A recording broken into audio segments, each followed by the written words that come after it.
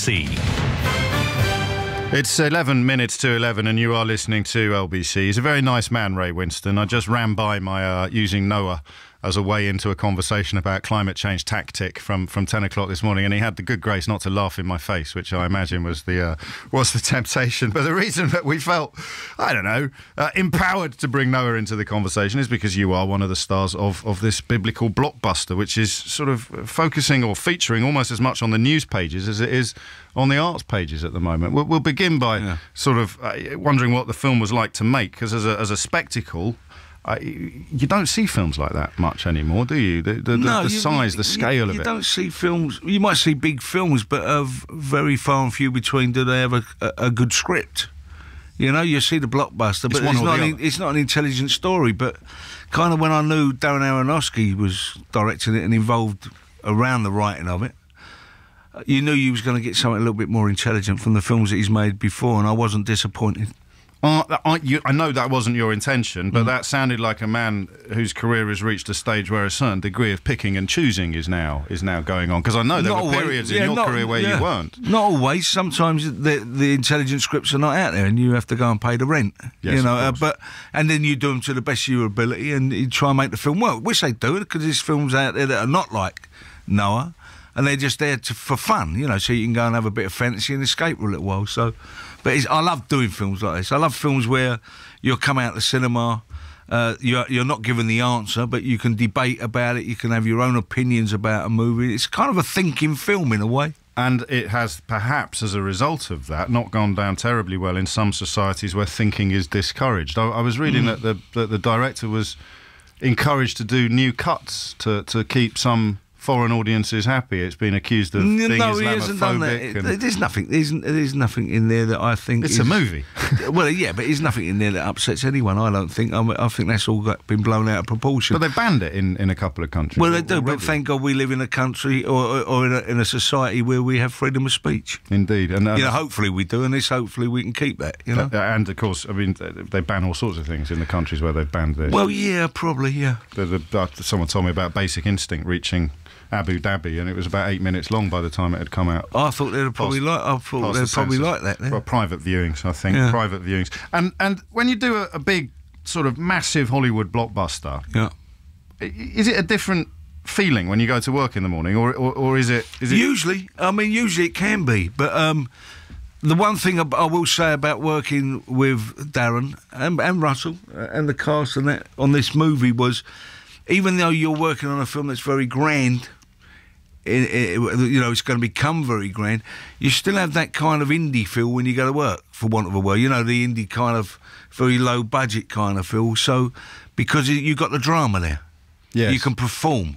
You're not just chasing around in cars or anything like that. You actually get the time, and you have the energy to perform, because you know you have a good script, and you know you have a director that wants that as much as he wants the visual. He wants the content of, you know, hopefully intelligent. I'll blow my own trumpet a bit here because this is down to him, but that kind of, you're telling a story. How long were you away doing it? I can't really remember. We made it about 18 months ago now. Problem, isn't it? Yeah, so I reckon probably about 4 or 5 weeks. That's all right. So me personally, not that big the film was probably took about 4 or 5 months of filming. How long did it take to grow that beard? I already had the beard started. Did you? For a different role? Or? So I had a big beard, but obviously what I said, they had to add the little bits on the end. Beard extensions? Yeah, beard extensions. And I had the hair extensions and all that. You look amazing. Yeah. It's feral. I actually kept the hair for a while. Did you? Yeah, I quite liked it. Does Mrs. Winstone quite like it? No, she hated it. I look like an old hippie walking Put your hair on about. And take me out for dinner. It's funny because when you got long hair and a beard like that, yes, you start wearing like sort of scruffy trousers and t-shirt. You become an old rocker, you know. Buy a Harley Davidson. Yeah, it's a bit like that. You get that vibe, you know. What's Russell Crowe like? I know that's a slightly geeky question. No, but I mean, what am I going to say? I don't know. You're standing opposite a man every day who's I've never seen him bad in a film. Who's a pro. You feel very safe being opposite him, and you learn something from him. But having a beer with him was just as good. I actually like the kid a lot. Yeah. He divides opinion, though, doesn't he? Yeah, he probably does. But you know, you can only say what you find with people. Of course, you know? Of course. And what are you doing now then? If that was 18 months ago, I've finished a film called The Gunman with Sean Penn, which was a few months ago. Sorry, I'm turning into a fanboy, right? Yeah. What's Sean Penn like? Oh, I loved him. I've got a bit of No, but this is an intelligent boy. Absolutely. This is a real clever boy. Probably one of the finest actors there is around, you know. And he's a great director in all by all accounts. So, you know, that was a pleasure working with him, you know. You never fancied directing yourself? I have, but I always feel there's so many really good directors out there, and I'm like doing what I'm doing at the moment. So why the grass ain't always greener on the other side? Oh, this is true. Yeah. So at the moment I'm unemployed. Are you between Yeah, projects? I'm unemployed. That's basically, and I'm laying the around. phone lines are open. If people are looking for if anyone wants me to come round bit and of do work. something, get a bubble job in or something. we can arrange that. And I want to ask you, speaking of work, about the stuff you said about tax a couple of years ago, when you're very unhappy with the amount of tax you haven't actually. No, left. I'm not unhappy with the. I you wasn't were unhappy. reported as saying you were going to leave the country. Yeah, but I felt like that, and you know, it's not the amount of tax you pay; it's what we get in return for it. You know, I mean, they're closing fire stations. We've got not enough police on the streets. Not that I always want a lot of police on the streets, but, you know, the hospitals, you know, we keep getting kidded that the National Health Service is running all right. It's not. I know that from experience, you know, with my father being in there and all that, and I've seen it. So don't kid to me that, you know, my taxi is going to the right places, because it's not. They want to build a new railway tracks to get us to Birmingham 15 minutes early and spend billions of pounds on that. Well, not for me. It's build a hospital. This make sure our education's proper. So just more kids go to school transparency. and learn. So yeah, and that's what I was wondering. If I'm going to pay the amount of tax that we all pay, Yes.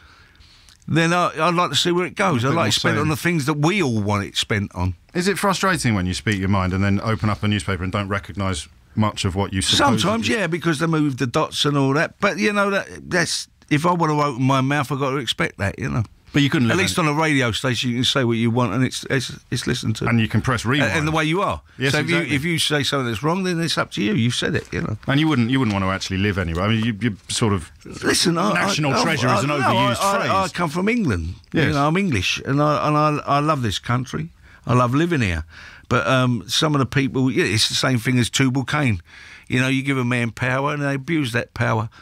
And some of the things they do, they're supposed to be representing us. And they don't represent us. And I think some of these people need to be held accountable because it's fraud. Yes. They say they're going to attempt to do something, and they never even attempt to do it. So, for me, that's fraud. Tubal Cain is, I should have mentioned earlier, is the character you play. He to put it loosely, he's sort of in charge of all the people that don't get on the boat. Well, he's one of them men with power that abuses the power. That's the sort of... and he's a kind of representative of humanity in the way I look at him. The nastier side. Well, no, I just think that he represents humanity, because there's a lot of stuff in there that I agree with, what he says, you know. And I think that's the problem. When you step back and you look at him, you think, well, maybe that's our problem as human beings. We've got to reevaluate what we are. And you know, we should have been in it earlier. When we were doing all this in the conversation about climate change, about why we're not actually embracing. It's not even just about that. It's just the way we are. You know, it's just about the way we are, the way as an animal. You're not going to change unless you absolutely have to. Well, unless you're absolutely, you know, that's it. Going to lose. That's our something fault. as a That's result. probably the fault we have. You know. I'm trying to think whether you play goodies much. Sort of nice people. I've played lovers. I like playing lovers. I'd much rather kiss someone and punch them. Would you? Yeah. And yet, your sort of image as an actor, the hard man. I mean, there was this hard man, Ray Winstone, and stuff like that. Yeah, well, that's an image. But I mean, it's.